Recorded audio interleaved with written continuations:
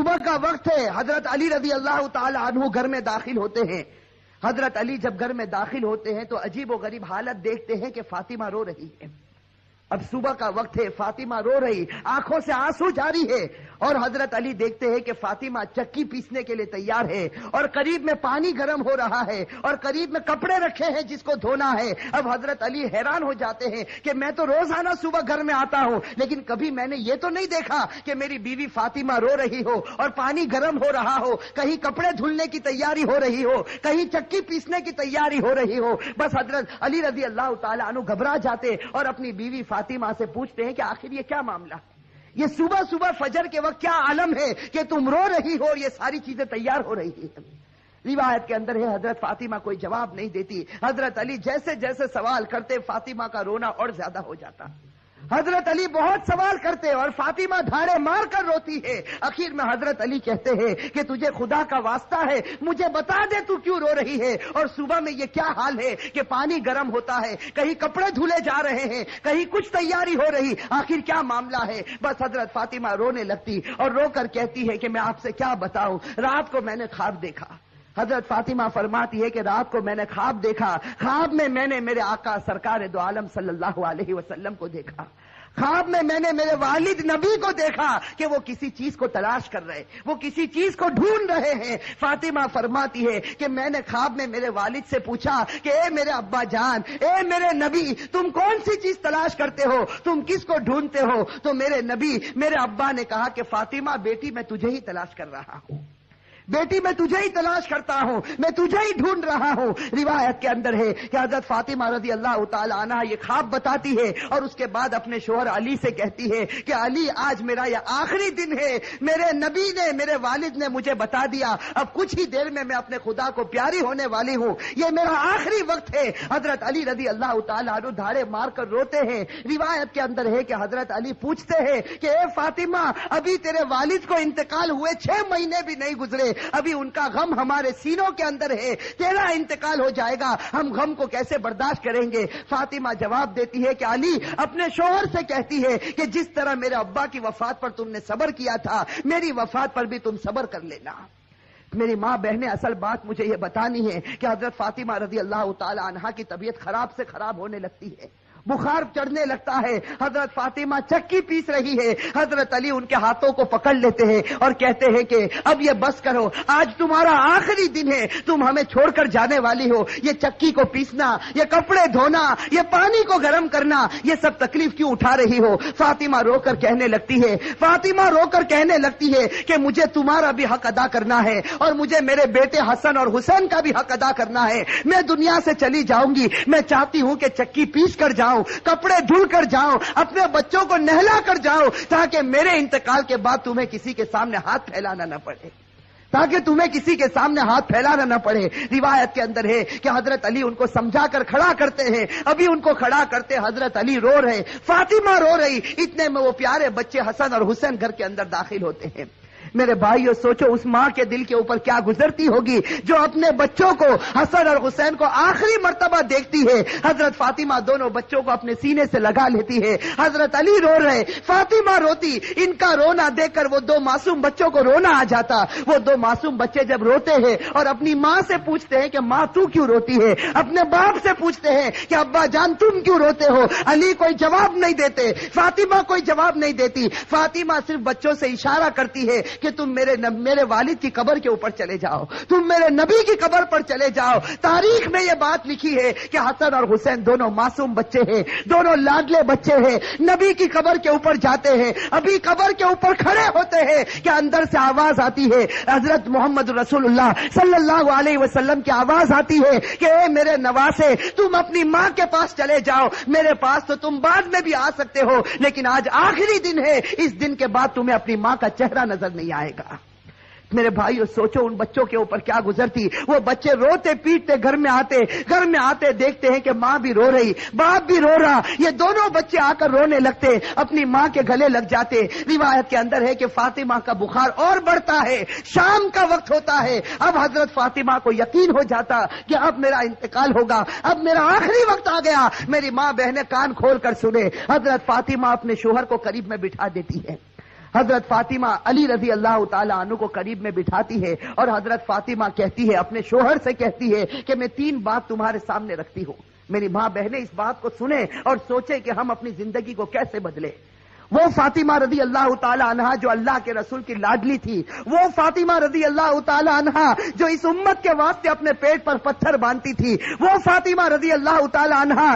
پیشانی پر ہمارے نبی نے بوسا دیا، وہ فاطمہ رضی اللہ تعالی عنہا جن کے بارے میں ہمارے نبی نے کہا سیدۃ نساء اہل الجنہ فاطمہ رضی اللہ تعالی عنہا کہ جنت میں عورتوں کی اگر سردارن بنے گی تو حضرت فاطمہ رضی اللہ تعالی عنہا بنے گی۔ وہ فاطمہ رضی اللہ تعالی عنہا کا آخری وقت ہے، پیشانی کے اوپر پسینہ ہے، اپنے بستر پر لیٹی ہوئی ہے اور بخار بڑے زوروں کے اوپر ہے، اپنے شوہر کو قریب بٹھاتی ہے اور پہلا جملہ کہتی ہے، حضرت علی سے کہتی ہے، ان کے شوہر ہے قریب میں، معصوم بچے بیٹھے رو رہے، کبھی اپنی ماں کا منہ دیکھتے ہیں، کبھی اپنے باپ کا منہ دیکھتے ہیں۔ حضرت فاطمہ اپنے شوہر سے کہتی ہے کہ علی، معلوم نہیں تمہارے نکاح میں آنے کے بعد میری طرف سے تم کو کتنی تکلیف پہنچی ہوگی۔ فاطمہ کہہ رہی کہ اے میرے شوہر، معلوم نہیں جب سے میں تمہاری نکاح میں آئی ہوں، معلوم نہیں میری وجہ سے تم کو کتنا دکھ اٹھانا پڑا ہوگا، تم کو میری وجہ سے کتنی تکلیف اٹھانی پڑی ہوگی۔ فاطمہ کہتی ہے، اے میرے شوہر، خدا کے واسطے میرے مرنے سے پہلے مجھے معاف کر دے۔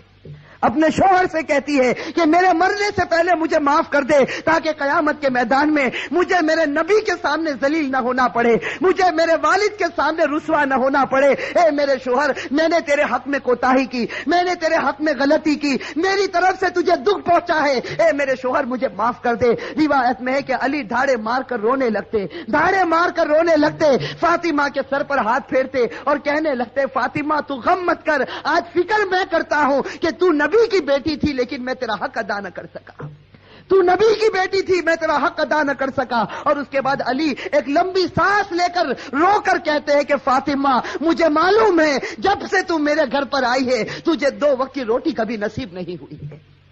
میرے بھائیو، روایت کے اندر ہے کہ فاطمہ رضی اللہ تعالی عنہا دھاڑے مار کر روتی ہے اور کہتی ہے، ایک دوسری بات کہتی ہے کہ اے میرے شوہر، میرے انتقال کے بعد تمہیں جس عورت کے ساتھ نکاح کرنا ہو کر لینا۔ فاطمہ کہتی ہے، میرے انتقال کے بعد جس عورت کے ساتھ نکاح کرنا ہو کر لینا۔ اس کے بعد اپنے پیارے بیٹے حسن اور حسین کی طرف کر کے کہتی ہے، اور حسین کی طرف اشارہ کر کہتی ہے کہ علی کے ساتھ نکاح کرنا ہو نکاح کرنا، لیکن ایک رات میرے ان بچوں کے پاس بھی گزارنا، یہ معصوم ہے، یہ اپنا اچھا اور برا نہیں سمجھتے، جب یہ بالغ ہو جائے تو ان کو خدا کے حوالے کر دینا۔ اور تیسری بات، میری ماں بہنیں کان کھول کر سنیں، کان کھول کر سنیں، یہ ہمارے نبی کی بیٹی کی آخری وصیت، ہمارے نبی کی لاڈلی بیٹی کی آخری وصیت۔ حضرت فاطمہ رضی اللہ تعالی عنہا فرماتی ہے کہ اے میرے شوہر، حضرت علی سے کہتی ہے کہ میرے شوہر، جب میرا انتقال ہو جائے تو کسی کو نہ بلانا، جب میرا انتقال ہو جائے، جب میری وفات ہو جائے کسی کو نہ بلانا۔ حضرت علی بڑے جوش میں آ جاتے اور کہتے ہیں کہ تو نبی کی بیٹی ہے اور تو کہتی کسی کو نہ بلانا، میں تو سارے مدینے والوں کو بلاؤں گا، میں انصار کو بلاؤں گا، میں مہاجرین کو بلاؤں گا، میں پورے مدینے کو تیرے جنازے میں جمع کر دوں گا۔ حضرت فاطمہ اشارے سے کہتی ہے کہ نہیں، میرے جنازے میں کسی کو نہ بلانا، میرے جنازے میں صرف تم ہوں گے اور میرے یہ 2 معصوم بیٹے ہوں گے، ان کے سوا میرے جنازے میں کوئی نہ آئے۔ حضرت علی پوچھتے آخر وجہ کیا ہے؟ حضرت فاطمہ رونے لگتی اور رو کر کہنے لگتی ہے کہ میرے والد نے مجھ سے کہا تھا کہ بیٹی پردے میں رہنا، میرے والد نے مجھ سے کہا تھا بیٹی پردے میں رہنا، میں نے میری والد کی بات کو پورا کر لیا، زندگی میں کسی مرد نے میرے بدن کو نہیں دیکھا، میں چاہتی ہوں کہ موت کے بعد بھی کوئی میرے بدن کو نہ دیکھے، میں چاہتی ہوں موت کے بعد بھی کوئی غیر آدمی میرے جسم کی طرف نگاہ نہ اٹھائے۔ میری ماں بہنیں آج اسی بات سے ہمیں شرم آتی ہے۔ آج ہماری ماں بہنوں کو کہا جائے کہ بھائی پردہ کر لو، اور ہمارے جوانوں کو کہا جائے کہ تیرا چہرہ ایسا بنا دے جو چہرہ تیرے نبی کا تھا، تو میرے بھائیوں ہمیں پسند آتا ہے؟ میرے بھائیوں ہمارے جوانوں سے پوچھو کہ بھائی چہرے پر داڑھی رکھ لے، ہماری ماں بہنوں کو کہو پردہ کر لے، میرے بھائیوں یہ ہمیں پسند نہیں آتا۔ بتاؤ اگر نبی سے سچی محبت ہوتی، فاطمہ سے سچی محبت ہوتی، تو فاطمہ کی آخری وصیت ہے کہ زندگی میں کسی نے میرے بدن کو نہیں دیکھا، میں چاہتی ہوں کہ موت کے بعد بھی کوئی میرے بدن کو نہ دیکھے۔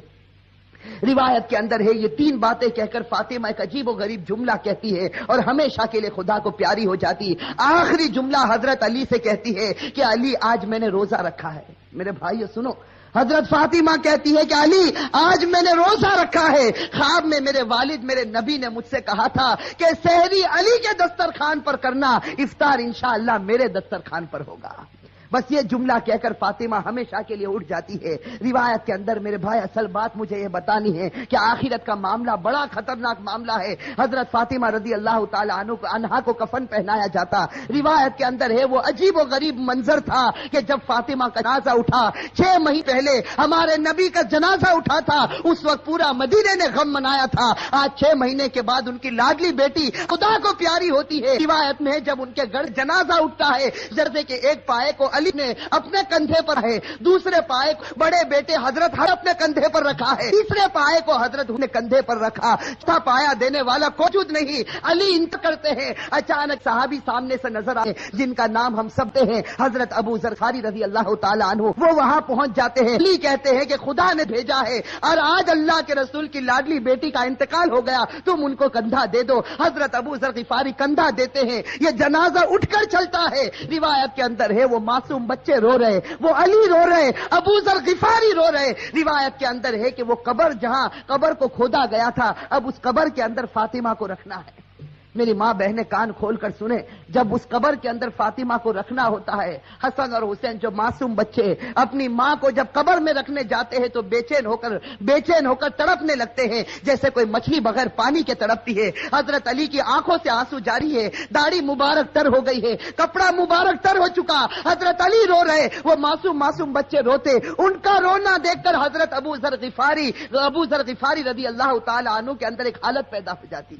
حضرت ابو ذر غفاری برداشت نہیں کر سکتے اس منظر کو۔ حضرت ابو ذر غفاری جب حضرت فاطمہ کے جنازے کو رکھنے جاتے ہیں تو قبر کے ساتھ میں بات کرنا شروع کرتے۔ ابو ذر غفاری اس قبر سے کہتے ہیں یا قبر، حضرت ابو ذر غفاری اس قبر سے کہتے ہیں یا قبر اتدری من التی جئنا بہا الیک، یا قبر اتدری من التی جئنا بہا الیک، ہذہ بنت رسول اللہ، ہذہ زوجۃ علی، ہذہ ام الحسنین۔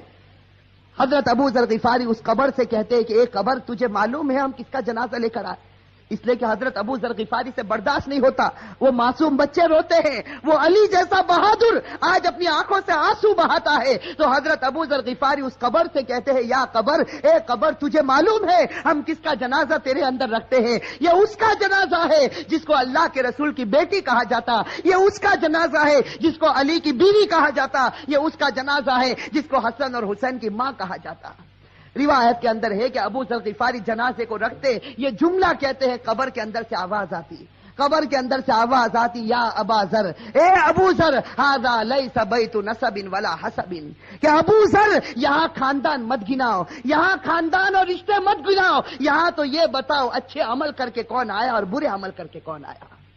میرے بھائیو، یہ جو جملہ قبر کے اندر سے نکلا تھا یہ فاطمہ کے لیے نہیں نکلا تھا، یہ فاطمہ کے لیے نہیں نکلا تھا۔ حضرت فاطمہ بخشائی خدا کی بندی ہے، ہمارے نبی نے بشارت دی ہے کہ وہ جنتی ہے، لیکن یہ جملہ ہمارے لیے، ہماری ماں بہنوں کے لیے نکلا تھا کہ جب قبر کے سامنے تمہارا جنازہ آ گیا، اب یہ مت بتاؤ تمہارے پاس بنگلہ تھا یا گاڑی تھی، تم کون سے خاندان سے تعلق رکھتے تھے، تم کس زمین پر رہتے تھے، اب خدا کو کوئی پرواہ نہیں، اب تو یہ بتاؤ خدا کے رسول کو مان کر آئے ہو یا نافرمانی کر کے آئے ہو؟ اگر مان کر آئے ہو تو جنت کا باغ ہے، اور میرے بھائیوں نافرمانی کر کے آئے ہو تو اللہ حفاظت فرمائے، وہ جہنم کے گڑھوں میں سے ایک گڑھا ہے۔ میرے بھائیوں، اللہ ہم سب کی عذاب قبر سے اللہ ہم سب کی حفاظت فرمائے۔ میرے بھائیوں، آج سچی بات ہے، خاص کر کے میں اپنی ماں بہنوں سے کہتا، آج ہماری ماں بہنیں جب آپس میں جمع ہوتی ہے، دنیا کی باتیں ہوتی ہے، غیبت ہوتی ہے، چغلی ہوتی ہے، آپس کا حسد اور عداوت نکالی جاتی ہے، لیکن میرے بھائیوں آج آخرت کے تذکرے ہم سے ختم ہو چکے ہیں،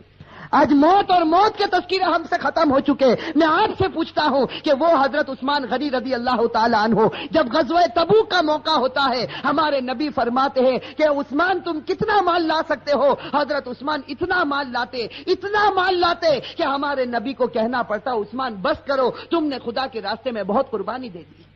اور پھر ہمارے نبی کہتے ہیں کہ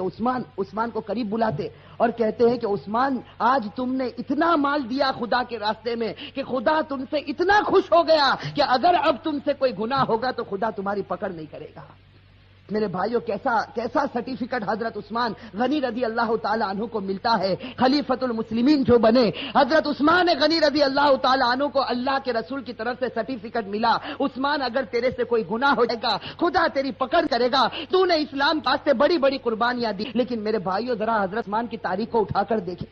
یہی حضرت عثمان جب مسلمانوں کے امیر مسلمانوں کے خلیفہ بنتے ہیں, روایت کے اندر ہے حضرت سعید ابن عامر رضی اللہ تعالی عنہ فرماتے ہیں کہ رات کا وقت ہوتا ہے, یہ امیر المؤمنین عثمان غنی رضی اللہ تعالی عنہ قبرستان چلے جاتے ہیں.